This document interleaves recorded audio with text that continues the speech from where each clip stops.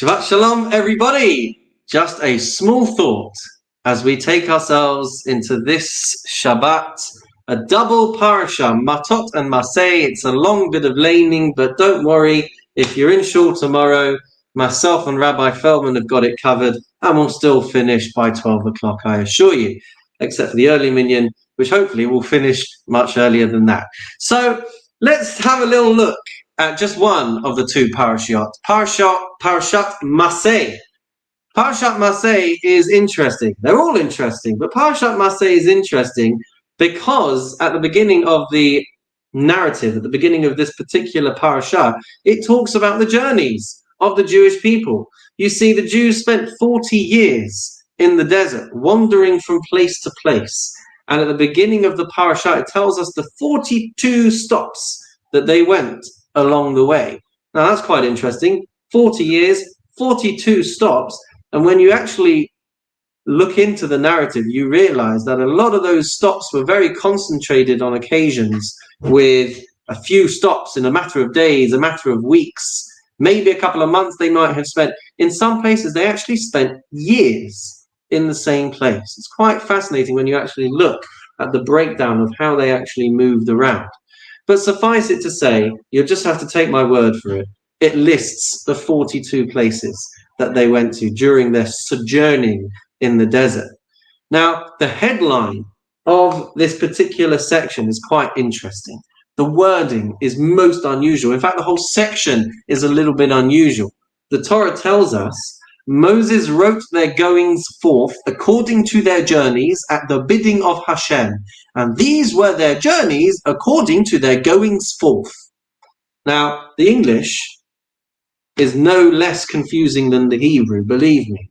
But the Torah tells us, Ve'ele mas'ehem lemotza'ehem, that these were their journeys according to their going forth. And the complexity doesn't stop there, because if you have a look at the actual flow of these verses, a very interesting pattern emerges. You see, when the Torah is telling us their travels, the places where they were stopping and starting, the places where they were going to, there's a very unique structure. There's actually a unique tune as well. We lane this in a very different tune to the rest of the laning. But listen out for it. I'll give you a couple of examples. Vayis'u miyamsuf vayachanu b'midbar sin, vayis'u mimidbar sin vayachanu bedavka, vayis'u midavka vayachanu ba'alush. Now it's interesting. If you picked up on this, it says vayis'u, and they went from one place, they journeyed from one place, vayachanu, and then they encamped, and then they stopped and set up shop in another place. And it does this repeatedly, over and over again. They went from one place and they encamped in another place. Now, the Torah doesn't waste words, so we have to ask the question, why would the Torah list the journeys in this way? If I was describing to you the places that I go to, I wouldn't say, and I went from here, and then I went to there, and then I went from there, and then I went to the next place, and then I went from the next place, and I went to the place after that, and then I left that place and went to the one after that, right? We would say, so I went here, then I went there, right? I started in London, and I went to Tel Aviv, and then I went to Eilat, and then I went to Moscow, and then I went to Tel Aviv.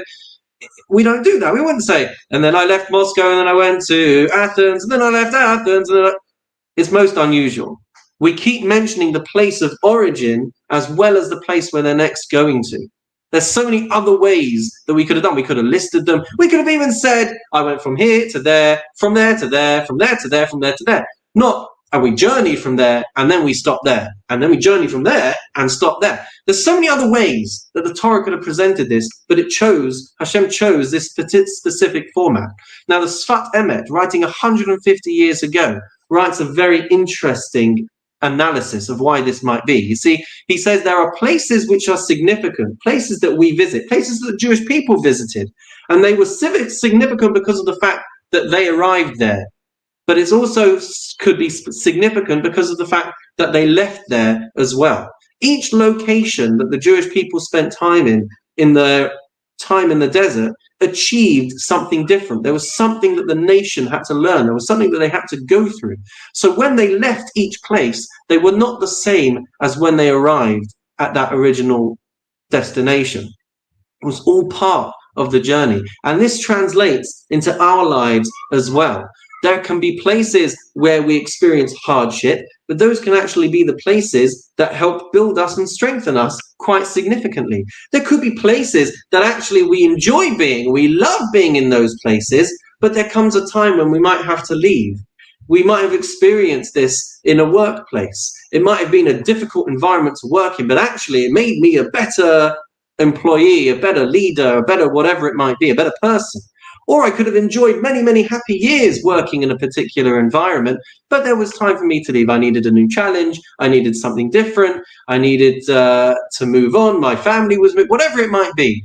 We go through journeys in our lives.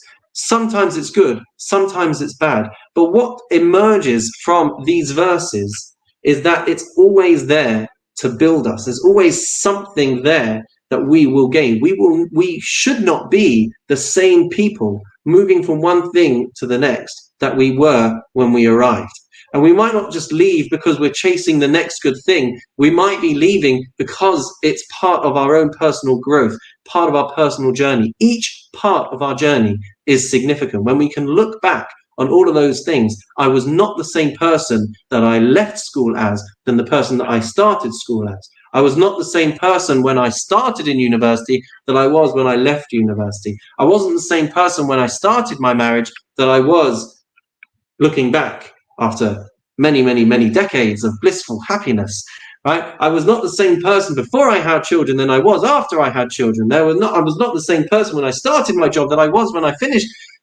It's all part of our journey. It's all a composite thing where we are supposed to develop, where we are supposed to grow, where we are supposed to learn from the experiences that we have. So all that's left to say is good luck.